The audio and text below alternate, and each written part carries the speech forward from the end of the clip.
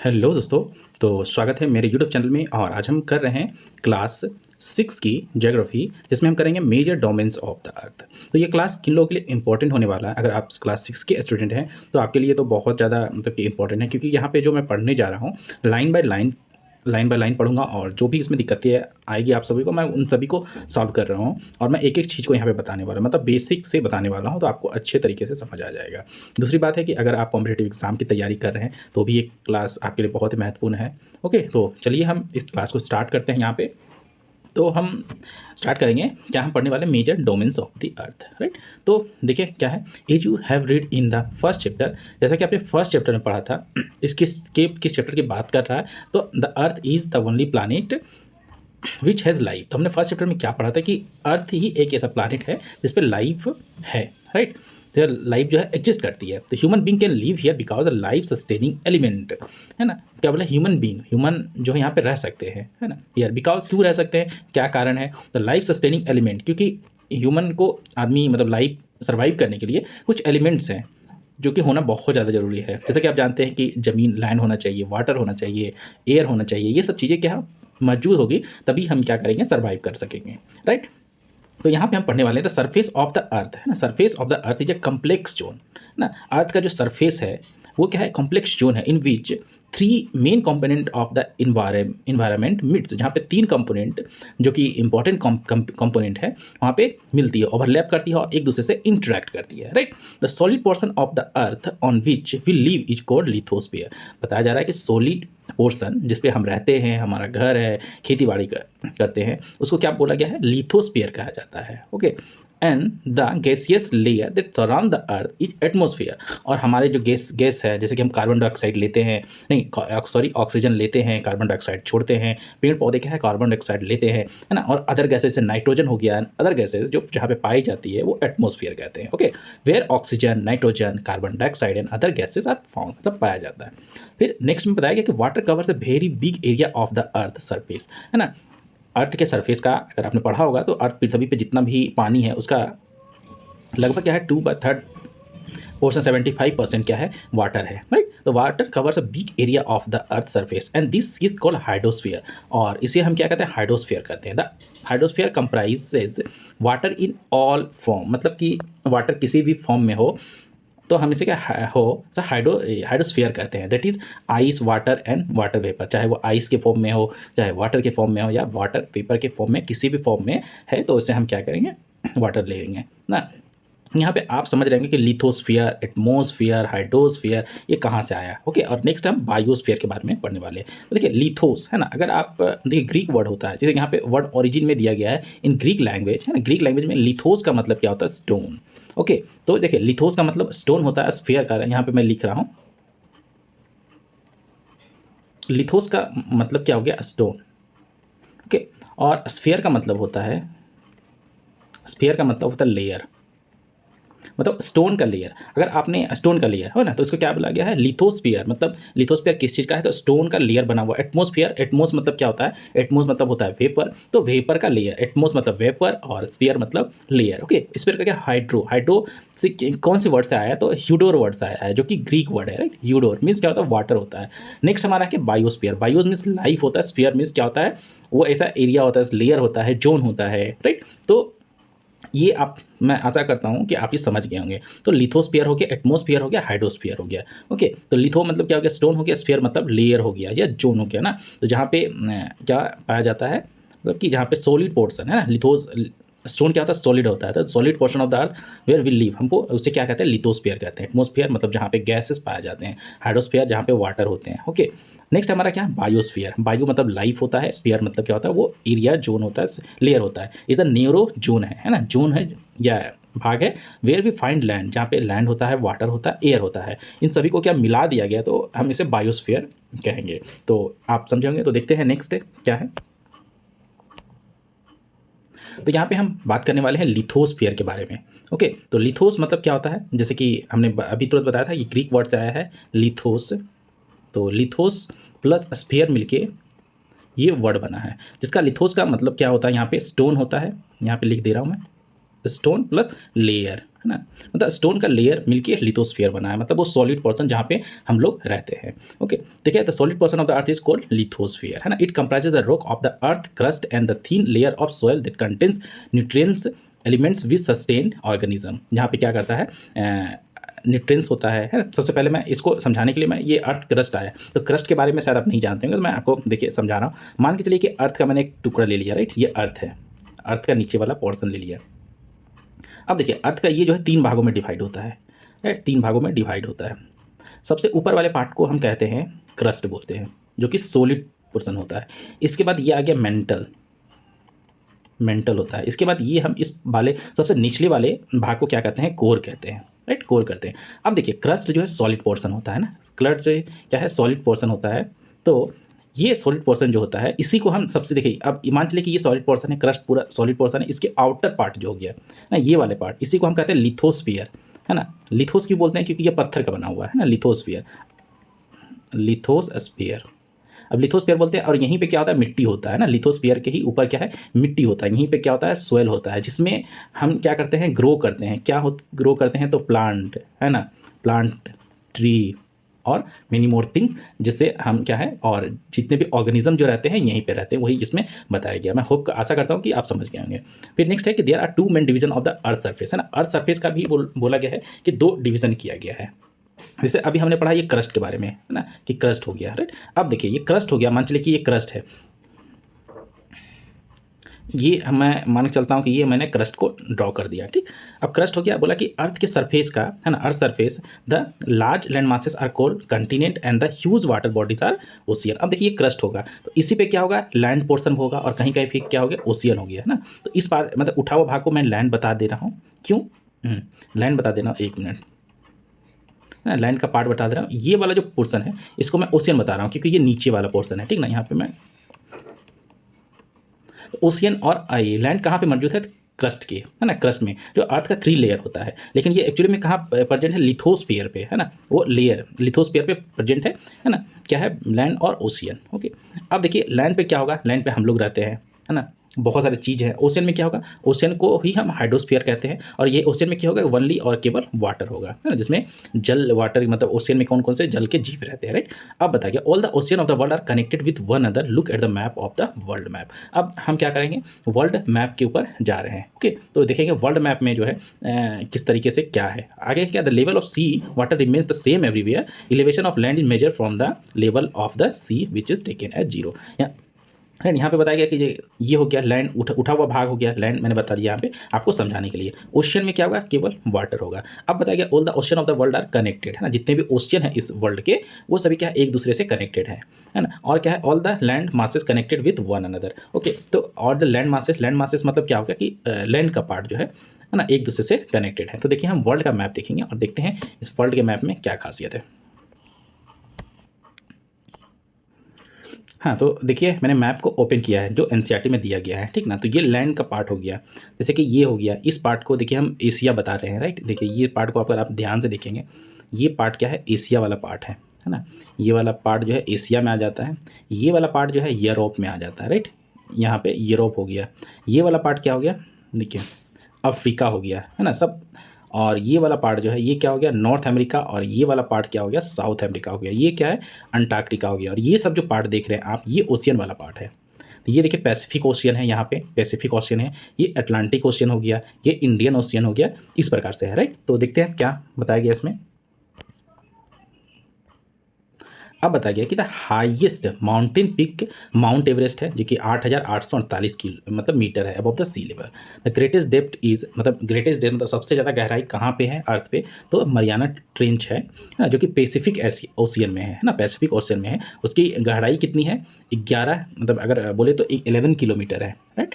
Next, can you imagine the depth of the sea is much, कितना, much more than the highest point, right. Next है, यहाँ पे बताया गया कि माउंट एवरेस्ट के बारे में, कि माउंट एवरेस्ट पे किसने सबसे पहली बार चढ़ा था। तो देखिए एडमंड हिलेरी, और कौन है, एडमंड हिलेरी है, और एक तेंजिंग नोरगे शेरपा है जो कि इंडियन है। और उन्होंने कब सबसे पहले माउंट एवरेस्ट पे चढ़ा था, 29 मई 1953। ओके, उसके बाद जापान का नाम था जुंको तेबई, जापान से, जो कि फर्स्ट वीमेन है। उन्होंने कब उस पर माउंटेन पे चढ़ा था, तो 1975 ईस्वी में। आप इसको पढ़ सकते हैं। नेक्स्ट हम कंटिनेंट के बारे में पढ़ेंगे।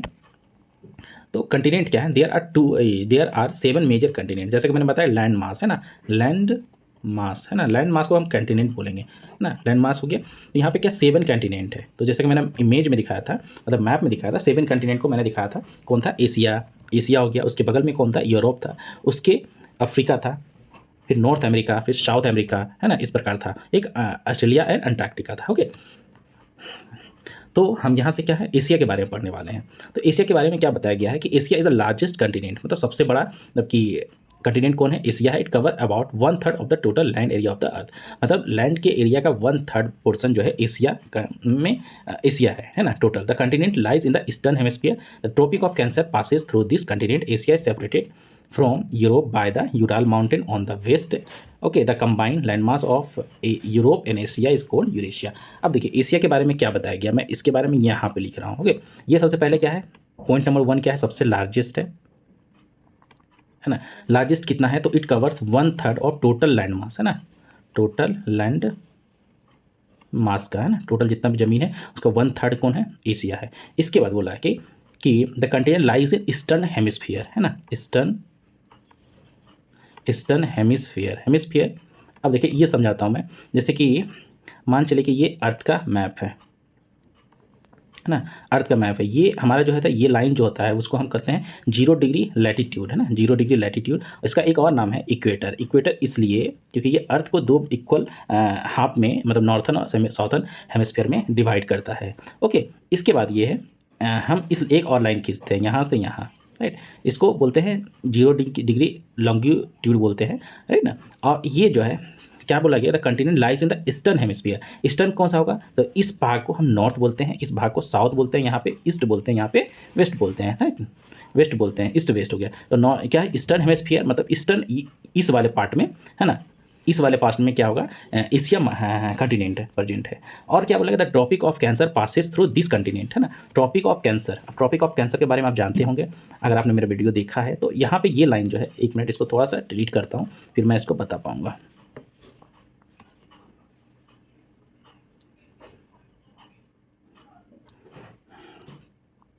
ये पूरा को डिलीट कर देता हूँ।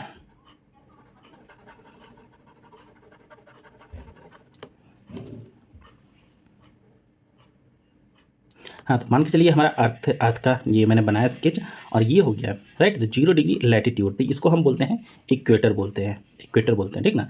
अब एक लाइन यहाँ से भी जाती है, राइट, इसको हम 23.5 डिग्री बोलते हैं, नॉर्थ बोलते हैं है ना, लैटिट्यूड, और इसको बोलेंगे हम 23.5 degree south latitude, right.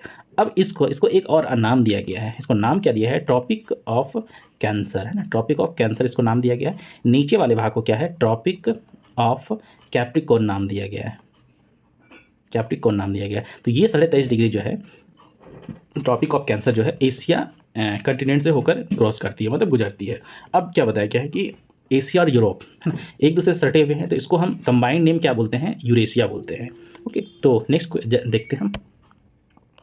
Next हमारा क्या है, यूरोप। यूरोप क्या है, स्मॉलर देन एशिया, मतलब एशिया से छोटा है। The continent lies to the west of Asia है ना, एशिया के वेस्ट में होता है, नॉर्थ साउथ ईस्ट वेस्ट में कोई कंफ्यूजन शायद नहीं होगा हमको। अगर मान चलिए कि ये नॉर्थ हो गया, ये साउथ हो गया, ये ईस्ट हो गया, ये वेस्ट हो गया, अगर एशिया यहाँ पे है तो यूरोप होगा यहाँ पे, ठीक ना, क्योंकि एशिया के वेस्ट में बताया गया है, ठीक ना, तो वेस्ट में है। तो Arctic circle passes through it and this is bound by water bodies on the 3 side, मतलब 3 साइड मतलब इधर से क्या टोटल वाटर बॉडी से ये मतलब घिरा हुआ है ना। लुक एट द मैप, तो मैप में दिखाऊंगा तो आपको अच्छे तरीके से पता चल जाएगा। ओके, देखिए मैं मैप पे जा रहा हूँ। जैसे कि मैंने दिखाया था, ये हो गया एशिया का पार्ट हो गया, राइट, ये एशिया का पार्ट हो गया। देखिए मैंने ये वाला दिखाया एशिया का पार्ट, ये हो गया यूरोप है ना, ये हो गया यूरोप हो गया। देखिए ट्रॉपिक ऑफ कैंसर, देखो ये लाइन जो है ट्रॉपिक ऑफ कैंसर का है ना, ये लाइन जो है ट्रॉपिक ऑफ कैंसर का है। तो ये लाइन देखिए एशिया के थ्रू क्रॉस करती है, राइट। अब देखिए ये यूरोप हो गया ना, यूरोप हो गया, ये यूरोप का लाइन है। तो यूरोप बोला 3 साइड क्या है, देखिए सी से कवर है ना, 3 साइड सी से कवर है, इसीलिए बताया गया है। नेक्स्ट देखते हैं। फिर अफ्रीका के बारे में बात कर रहे हैं। तो Africa is the second largest continent, मतलब एशिया के बाद जो दूसरा सबसे बड़ा कंटिनेंट है वो कौन है? अफ्रीका है।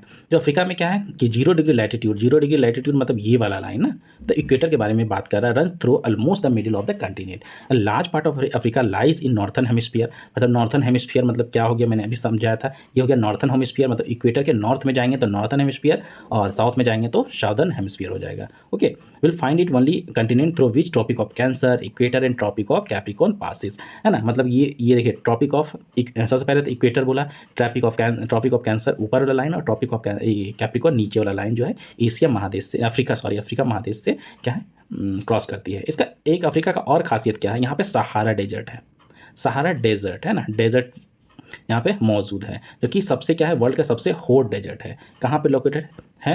अफ्रीका में। एक और इसकी सबसे अच्छी बात क्या है, मतलब जैसे कि सहारा डेजर्ट यहाँ पे लोकेटेड है, तो यहाँ पे वर्ल्ड की सबसे लॉन्गेस्ट रिवर जिसका नाम क्या है, नील है, वो भी यहाँ पे है। ओके, तो आप इस चीज़ को याद कर के रख सकते हैं, क्वेश्चन ऐसा आ सकता है कि सब वर्ल्ड का सबसे लार्जेस्ट हॉट डेजर्ट कहाँ पे मौजूद है, तो आप बोल सकते हैं कि सहारा है। कौन सी है? सहारा है। और कहाँ मतलब लोकेटेड है? तो अफ्रीका में है ना। ये भी क्वेश्चन बहुत पूछा जाता है कि वर्ल्ड लॉन्गेस्ट रिवर कहाँ है, तो वो नील है और कहाँ है? अफ्रीका में है।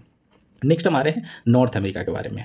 ओके, दिस इज क्या है? थर्ड लार्जेस्ट कंटिनेंट है। सबसे बड़ा कौन था? तो एशिया था। उसके बाद क्या था? अफ्रीका था।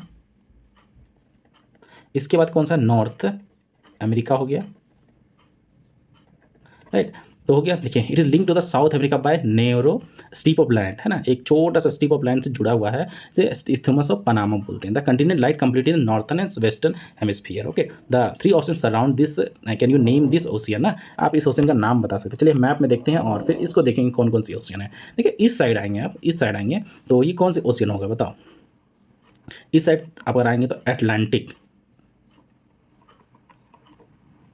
अटलांटिक ओशन होगा, इधर जाएंगे तो आप पैसिफिक ओशन हो जाएगा, राइट। अब देखिए क्या lies mostly in the southern hemisphere which two oceans around it, है ना।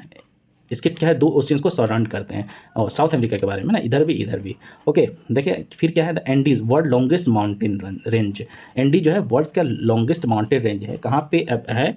तो वो साउथ अमेरिका में अवेलेबल है। तो अगर आप उसका लोकेशन देखेंगे तो एंडीज़ का लोकेशन यहाँ पे है ना, साइड में से है। ओके, नेक्स्ट देखते हैं। फिर क्या? South America has a world largest river the Amazon, है ना। लार्जेस्ट रिवर साउथ अमेरिका में है, तो अमेजन यहाँ जो है अमेजन, है ना, वर्ल्ड लार्जेस्ट रिवर है, लार्जेस्ट रिवर। और हमने नील के बारे में पढ़ा था ना, जो कि अफ्रीका में था, वो लार्जेस्ट नहीं था, वो लॉन्गेस्ट था, जैसे कि मैं आपको दिखाता हूँ ना, है ना। आप इसमें कंफ्यूज नहीं होंगे, वर्ल्ड्स का लॉन्गेस्ट रिवर कौन होगा? नील होगा। और लार्जेस्ट अगर रिवर की बात करेंगे तो वो अमेजन हो जाएगा। अब हम बात करने वाले हैं ऑस्ट्रेलिया की। तो इज़ द स्मॉलेस्ट, सबसे ऑस्ट्रेलिया क्या सबसे छोटा कंटिनेंट है, जो कि साउथर्न हेमिस्फीयर में है ना। और it is surrounded on all side by the ocean, मतलब चारों तरफ ओशियन से ये घिरा हुआ है, तो इसे आइलैंड कंटिनेंट भी कहते हैं। और सबसे लास्ट कौन है? Antarctica, completely in the southern hemisphere में है, जैसे मैंने मैप में दिखाया था। ओके, अगर हम देखिए, अगर छोटा सा मैं बता रहा हूँ कि अगर मान चलिए कि ये यूरोप का पोर्शन है, ओके, तो यूरोप से और नहीं, ये एशिया है, मान चलिए एशिया है, तो ये यूरोप है ना, यूरोप। इसके नीचे में यहाँ पे आ जाता है क्या? अफ्रीका आ जाता है, अफ्रीका। ओके, यहाँ पे आ गया है नॉर्थ अमेरिका, है ना, नॉर्थ अमेरिका हो गया। और नीचे में क्या हो गया? ये हो गया साउथ अमेरिका, साउथ अमेरिका। यहाँ पे है ऑस्ट्रेलिया, ऑस्ट्रेलिया हो गया। यहाँ पे हो गया अंटार्कटिका, अंटार्कटिका हो गया, ठीक ना। तो और ये सभी क्या लैंड का पोर्शन है, और यहाँ पे सभी क्या वाटर है। यहाँ पे अटलांटिक ओशियन है, यहाँ पे पैसिफिक ओशियन है, यहाँ पे पैसिफिक ओशियन आ जाएगा, यहाँ इंडियन ओशियन आ जाएगा, राइट ना। टोटल क्या है? ओशियन से ये घिरा पड़ा है। ओके, तो देखिए हम देखते हैं यहाँ पे वर्ल्ड की सबसे लार्जेस्ट, है ना, रिवर है यहाँ पे, है ना, वर्ल्ड की सबसे लार्जेस्ट रिवर, सबसे लार्जेस्ट क्या है? माउंटेन रेंजेस यहाँ पे है, एंडीज़ है। अगर अफ्रीका में बात करेंगे तो सबसे बड़ा ये हॉट डेजर्ट कहाँ है? सहारा यहाँ पे लोकेटेड है। यहाँ पे क्या है? नील नदी है ना, नील रिवर, जो कि लॉन्गेस्ट रिवर है। ओके, नेक्स्ट है कि it larger than the combine area of Europe and Australia. अगर यूरोप और ऑस्ट्रेलिया, मतलब इसका अंटार्कटिका की बात कर रहे हैं, तो यूरोप का जो एरिया होगा प्लस ऑस्ट्रेलिया का जो एरिया होगा, उतना जो है इसका मतलब कि बड़ा है ना। The South Pole lies almost at the centre of the continent and is located in the south polar region. तो साउथ में, नॉर्थ है ना, साउथ पोलर रीजन में ये क्या है? लोकेटेड है। और ये क्या है? Permanently cover with thick ice ना, मतलब आइस से ये कवर होता है। No permanent human settlement. अब बहुत ज़्यादा क्या है? बहुत ज़्यादा क्या है, आई से तो ह्यूमन तो रह नहीं सकते हैं। देयर आर, है ना, many country have research station बनाई है, बहुत सारे कंट्री ने, जैसे कि इंडिया ने कुछ रिसर्च स्टेशन बनाया, जैसे कि मैत्री हो गया और दक्षिण गंगोत्री यहाँ पे बनाया है। ओके, तो देखते हैं नेक्स्ट। आई होप कि आप ये समझ चुके होंगे। तो नेक्स्ट देखते हैं अब हम देखने वाले हैं hydrosphere.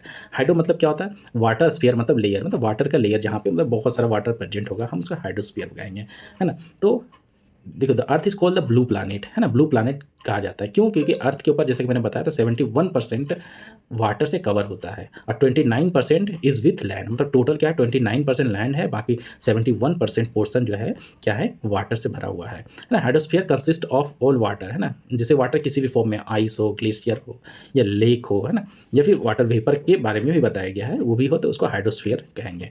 More than 97% of the earth water is found in the ocean, मतलब कि उसमें भी देखिए टोटल है, चलिए ये मान चलिए कि हमारा अर्थ है, इसमें से टोटल 29% ही जो कि है लैंड है ना, लैंड का पोर्शन है। इसमें क्या है, 71% टोटल कितना है, वाटर है। इसमें भी जो है ना, वाटर जो, अगर वाटर 71%, 71 का जो 97% है क्या है, ओशियन में पाया जाता है, जो कि बहुत सॉल्टी होता है। आपने ओशियन का वाटर क्या कभी चेक किया है? कभी ओशियन आप गए हैं तो आप कमेंट कर सकते हैं, कौन सा ओशियन गए हैं, है ना।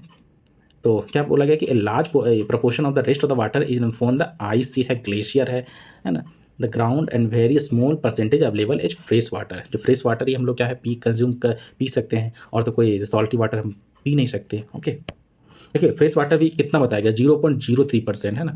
तो 0.03% जो है फ्रेश वाटर है, और ये जो है ड्रिंक के हम लोग जो है पीने के लायक है, पीने के लायक है। तो आपको क्या वाटर सेव करना चाहिए। अब हम पहुंच रहे हैं ओशियन के बारे में। Ocean are the major part of the hydrosphere. देखिए मैंने बताया कि क्या बताया गया कि इस अर्थ पे 71% है ना, आउट ऑफ 100 क्या है, वाटर है। 71% वाटर है, और लैंड का एक एरिया कितना है, तो 29% है, कितना है, लैंड है। इस 71 में से क्या है, 97%, 71 का 97% वाटर कहाँ पे अवेलेबल है, तो ओशियन में है। हमारे पास पीने के लायक जितना पानी है वो कितना, 0.03% जो है फ्रेश वाटर है, जिसे हम पी सकते हैं। Okay, fresh water. तो ये चीज़, सभी चीज़ें जो है आपको याद रखना था। Ocean waters are always moving. Ocean का वाटर, जैसे कि आपने रिवर देखा होगा, तो रिवर का वाटर क्या होता है, हमेशा मूव करते रहता है। ओके, उसी प्रकार क्या है, ओशियन का वाटर का हमेशा क्या है, घूमते रहता है। Okay, the three chief movement of the ocean water are waves, tides and ocean current.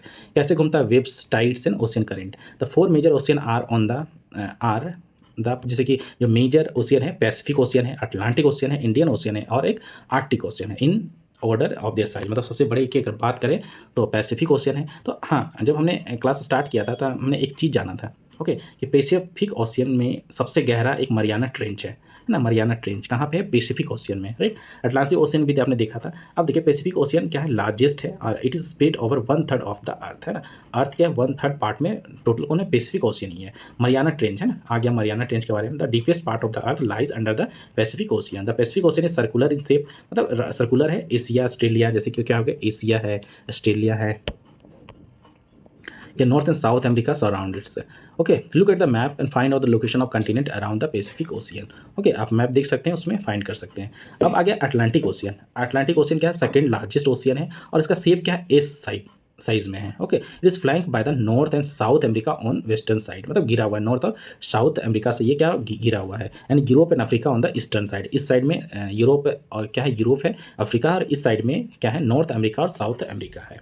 The coast line of Atlantic Ocean is highly indented, मतलब कि दिस क्या irregular and indented coast line provide ideal location for natural harbour and port from the point of view of commerce, and it is busiest ocean. तो आपसे question पूछ सकता है कि कौन सा ओशियन है जो सबसे बिजी है, तो वो कौन सा हो गया, अटलांटिक ओशियन हो गया।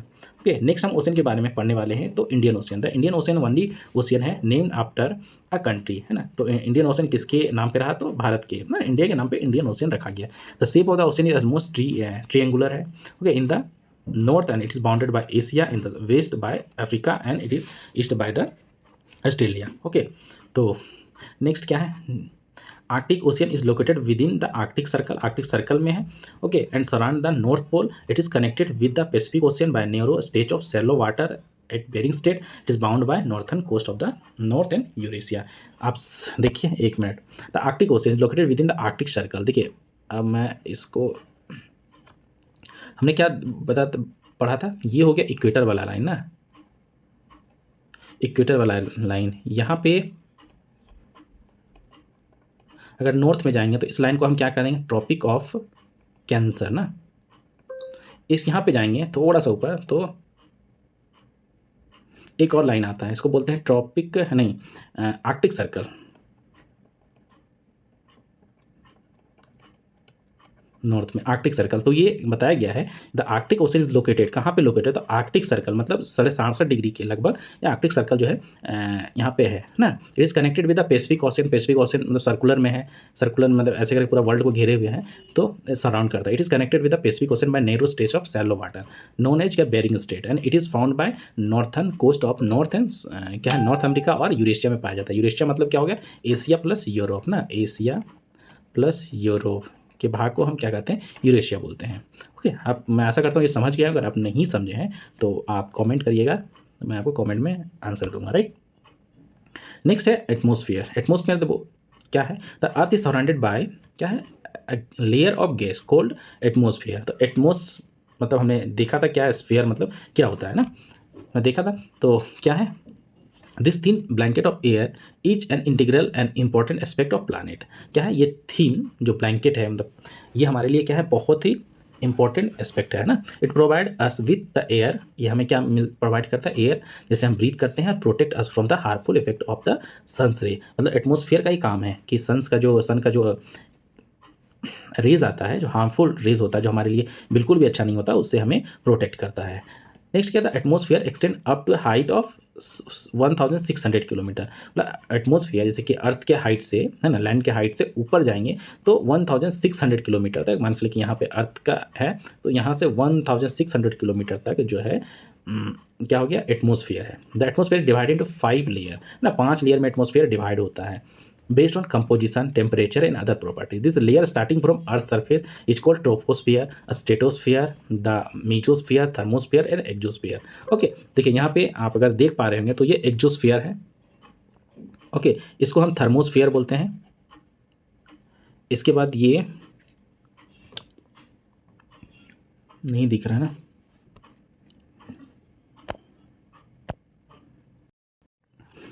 हाँ अब मैंने यहाँ पे लिख दिया है। जिसके सबसे ऊपर वाला पार्ट जो है हम इसको क्या कहते हैं, एक्जोस्फीयर, एक्जोस्फीयर राइट। उसके बाद आ गया थर्मोस्फीयर, उसके बाद मेजोस्फीयर, उसके बाद स्टेटोस्फीयर, उसके बाद क्या है, ट्रोपोस्फीयर राइट। अब देखिए हम इसको याद कैसे रखेंगे, थोड़ा याद करने में कन्फ्यूज़न हो सकता है जब एग्जाम में जाएंगे तो मैंने क्या सोचा कि जैसे कि ABCD है, जिस ABCD जैसे हम पढ़ते हैं, जैसे ई पहले आता है तो एक्जोस्फीयर ऊपर से नीचे जाएंगे, एक्जोस्फीयर आ गया।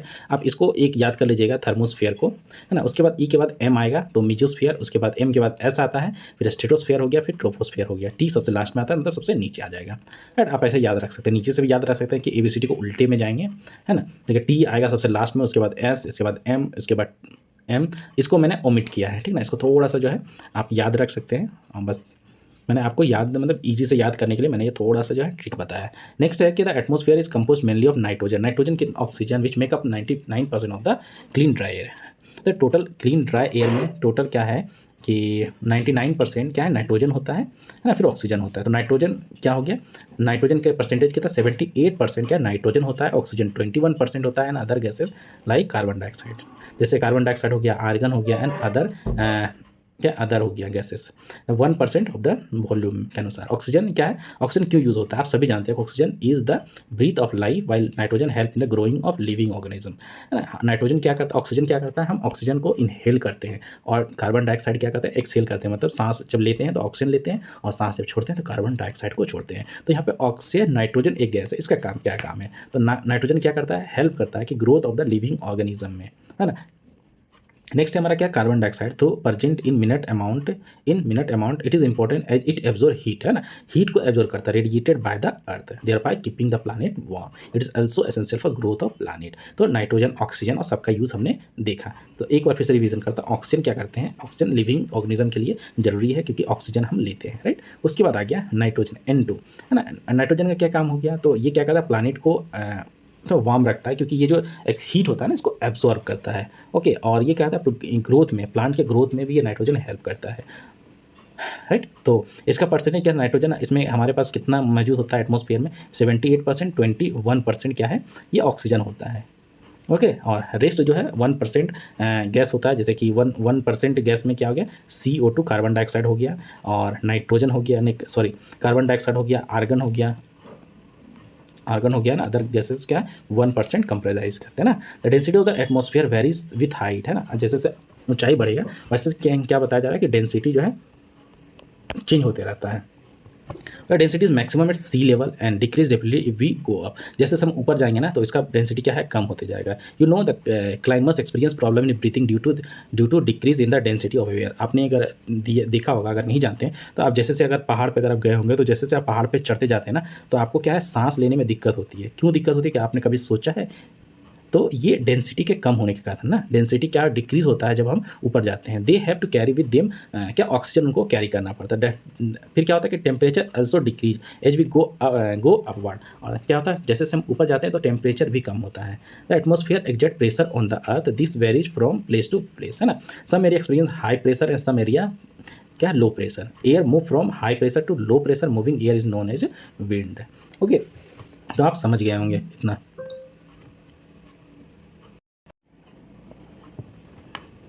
अब देखिए हमने क्या पढ़ा था, सबसे पहले लिथोस्फीयर के बारे में पढ़ा था, फिर हाइड्रोस्फीयर के बारे में पढ़ा था, फिर क्या है एटमॉस्फेयर के बारे में पढ़ा था। अब हम पढ़ रहे हैं बायोस्फीयर। तो इन जब तीनों को मिला देते हैं, देखिए इस पिक्चर में दिखाया गया है, तो क्या बनता है, बायोस्फीयर बनता है ना।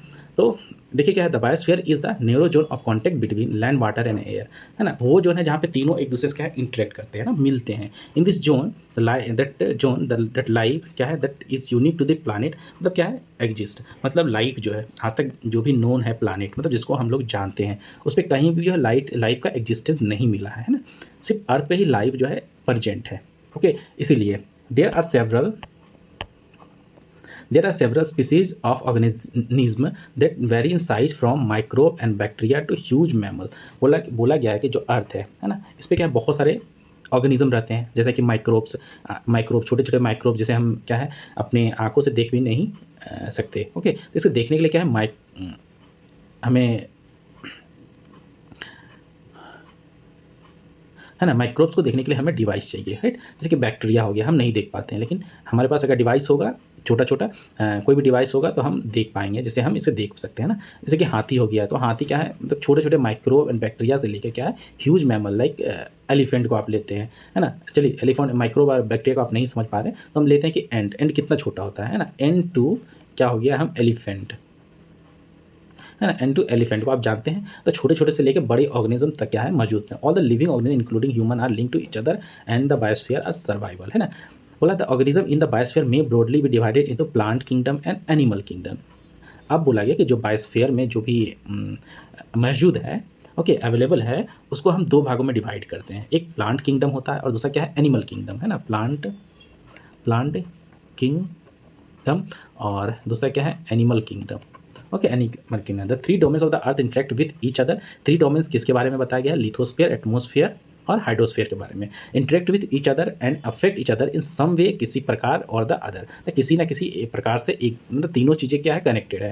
जैसे फॉर एग्जाम्पल के तौर पे क्या बताया गया, कटिंग ऑफ फॉरेस्ट और fulfilling our needs for wood, clearing land for agriculture में lead to fast removal of soil from slopes. जैसे कि बताया गया क्या है कि जहाँ कहीं पे बहुत सारा पेड़ लगा हुआ है, उस पेड़ को काटते हैं, भले ही किसी चीज़ के लिए, चाहे पेड़ से लकड़ी के लिए या फिर ज़मीन को क्लियर करने के लिए, ताकि हम लोग एग्रीकल्चर कर सकें। तो इससे होता क्या है, तो जब पेड़ को हम काट लेते हैं तो वहाँ से जो रूट, जो पेड़ जो जिस रूट को सॉइल को बांध के रखती है, वो चीज़ क्या होता है ख़त्म हो जाती है, राइट। वो ख़त्म होने के कारण क्या होता है, सोइल वहाँ से क्या है, मतलब कि हट जाएगी, मतलब पानी से बहा के लेके जाएगा, डिग्रेडेशन हो जाएगा, राइट। सिमिलरली अर्थ सरफेस में भी change due to natural calamities like earthquake. जब अर्थक्वेक होता है तो अर्थ का सरफेस चेंज आता है, क्योंकि कहीं पे अर्थक्वेक होगा तो जितने भी क्या है कभी पेड़ ढह जाते हैं, कभी घर टूट जाता है, तो अर्थ का क्या है नेचुरल क्लैमिटीज़ के कारण जो है सरफेस जो है अर्थ का चेंज होता है। For example there could be submergence of land, मतलब सबमर्जेंस मतलब क्या होता है कि लैंड में जब पानी भर जाता है ना,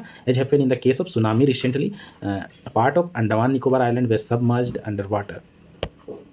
फिर क्या बोला गया, discharge of waste material into lake and river make the water suitable for human use, it is also damage other form of life. क्या बताया गया कि अगर हम डिस्चार्ज ऑफ वेस्ट मटेरियल, जैसे कि मान चले कि ये वाटर है ना, वाटर है, एक पोंड है, इसमें हम डस्ट डाल रहे हैं, जैसे कि प्लास्टिक डाल रहे हैं ना, कुछ भी डाल दिया तो ये क्या होगा, ये डर्टी हो गया। तो हाँ, ह्यूमन के लिए क्या पीने के योग्य अब ये एवर नहीं रहेगा, है ना, हम नहीं पी सकते हैं क्योंकि गंदा हो गया, राइट। जैसे कि आप जानते हैं कि टोटल जो हमारे पास फ्रेश वाटर अवेलेबल है ऑन द अर्थ कितना है, 0.03%। इस चीज़ को आप याद रखिए, कितना फ्रेश वाटर अवेलेबल है।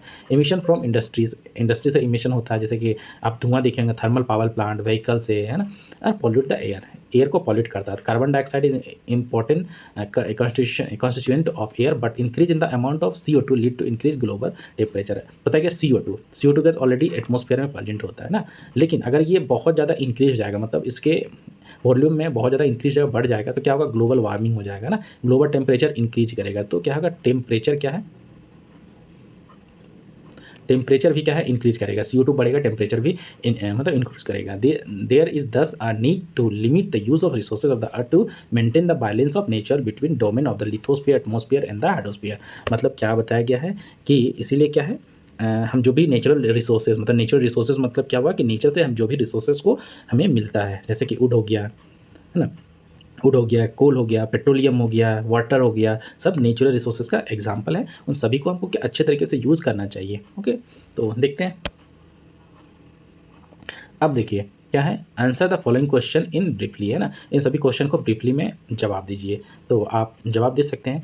क्वेश्चन क्या है, what are the 4 major domains of the earth. तो 4 major domains of the earth कौन कौन सा था, राइट। तो सबसे पहले हमने क्या पढ़ा था, लिथोस्फीयर, हाइड्रोस्फीयर और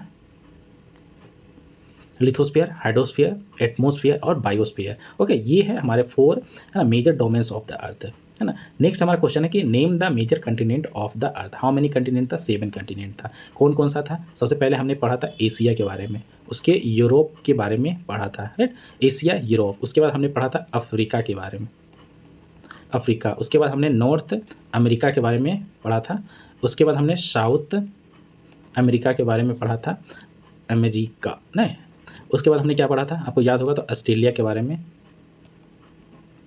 उसके बाद हमने अंटार्कटिका के बारे में। देखिए ना, 1 2 3 4 5 6 7 हो गया। चलिए, name of the 4 major domains of the earth, इसका मैं लिख देता हूँ ना, लिथोस्फीयर, इसके बाद हाइड्रोस्फीयर, उसके बाद एटमॉस्फेयर,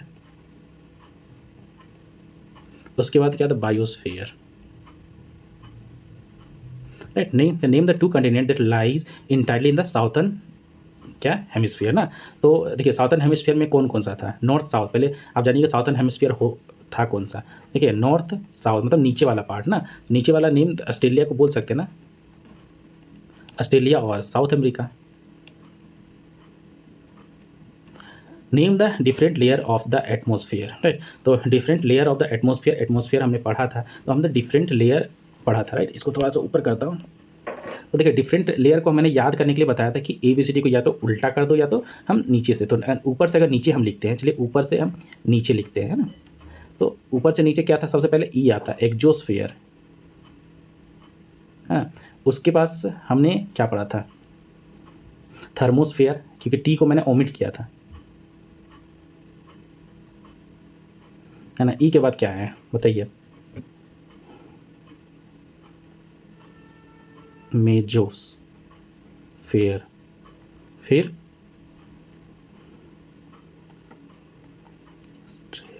स्ट्रेटोस्फीयर, उसके बाद क्या था, ट्रोपोस्फीयर,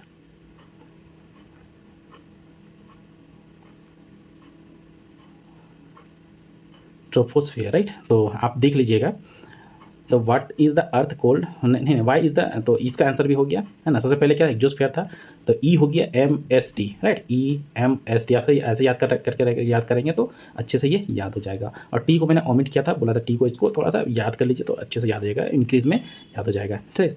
नेक्स्ट क्या, why is the earth called blue planet. Blue planet क्यों बोला जाता है, कि अर्थ में 71% क्या है, वाटर में है अवेलेबल है, ओके। और लैंड कितना अवेलेबल है, ओनली 29%। इसीलिए बिकॉज अर्थ मेजर पोर्शन, है ना, कंटेंस वाटर, इसे इसको ब्लू प्लानट कहते हैं। वाई, नेक्स्ट क्वेश्चन है हमारा, वाई नॉर्थन हेमिस्फीयर को लैंड हेमिस्फीयर, क्योंकि जितने भी वर्ल्ड के जितने भी क्या है ना कंटिनेंट्स है, ओके, वो कहाँ पे अवेलेबल है, मेजरली कहाँ अवेलेबल है, नॉर्थन हेमिस्फीयर में, ओके। तो इसीलिए हम इसको क्या कहते हैं, है ना, लैंड कंटेन हेमिस्फीयर कहते हैं। जैसे कि नॉर्दर्न हेमिस्फीयर में कौन कौन मौजूद है, देखिए एशिया हो गया, यूरोप है ना, एशिया यूरोप हो गया, फिर नॉर्थन अमेरिका अवेलेबल है। ओके, इसीलिए अफ्रीका का कुछ पोर्शन नॉर्थ में भी है, कुछ साउथ में भी है, तो इसीलिए इसको बोलते हैं। Okay, why is the biosphere important for living क्या है ऑर्गेनिज्म, क्यों है, क्योंकि बायोस्फीयर में सब कुछ मौजूद होता है, इसीलिए। नेक्स्ट हमारा ठीक the correct answer, the mountain ranges that separate Europe from Asia, है ना, एशिया और यूरोप को जो अलग करता है। ओके, तो वो कहाँ पे मौजूद है, तो वो इसका करेक्ट आंसर क्या है, यूराल माउंटेन बोलते हैं ना। एशिया और यूरोप को अलग करता है कौन, यूराल माउंटेन। देखिए एशिया और यूरोप को एक साथ में हमने क्या पढ़ा था, इसको यूरेशिया बोलते हैं, है ना, यूरेशिया भी बोलते हैं। एंडीज, तो एंडीज कहाँ था, तो एंडीज कहाँ पे था, साउथ अमेरिका में, है ना। हिमालय कहाँ है, तो नेपाल में, नेपाल में है, और ये एशिया में है ना, अब ऐसे याद रखिए। The continent of North America is link to the South America by, है ना, इस्थ्यूमस से कनेक्टेड है। Okay, the major constituent of atmosphere by percentage ही, सबसे ज़्यादा कौन सा है, तो नाइट्रोजन हमारे एटमॉस्फेयर में 78% है, ऑक्सीजन 21% है, और अदर कार्बन डाइऑक्साइड के बारे में तो नहीं बताया गया, लेकिन अदर्स में जो है वो अदर्स 1% है। Okay, the domains of the earth consist of solid rock, है ना, डोमेन्स ऑफ द अर्थ जो कि सॉलिड रॉक कंसिस्ट करता है। तो देखिए एटमॉस मीन्स एयर हो गया, है ना, स्फीयर मतलब एयर का लेयर, हाइड्रो ह्यूडोर, है ना, ह्यूडोर स्फीयर मतलब क्या हो गया, ह्यूडोर मतलब वाटर होता है, स्फीयर मतलब क्या हो गया, लेयर मतलब वाटर का लेयर। यहाँ पे सॉलिड बोल रहा है। लिथोस, है ना, लिथोस क्या हो गया, स्टोन हो गया, स्फीयर मतलब लेयर, स्टोन का लेयर मतलब हमारा ऑप्शन सी हमारा करेक्ट आंसर है। तो which is the largest continent, largest continent कौन सा था, एशिया, एशिया सबसे लार्जेस्ट कंटिनेंट था। स्मॉलेस्ट कौन था, तो ऑस्ट्रेलिया ना। अफ्रीका के अंदर सेकेंड 2 नंबर पे था। नेक्स्ट हमारा फिल इन द ब्लैंक्स है। The deepest point on the earth in the Pacific ocean में कौन सा है, मरियाना ट्रेंच, मरियाना ट्रेंच, है ना। The ocean is named after a country, तो कौन सा ओशियन जो है कंट्री के नेम पे रखा गया, तो इंडियन ओशियन, राइट,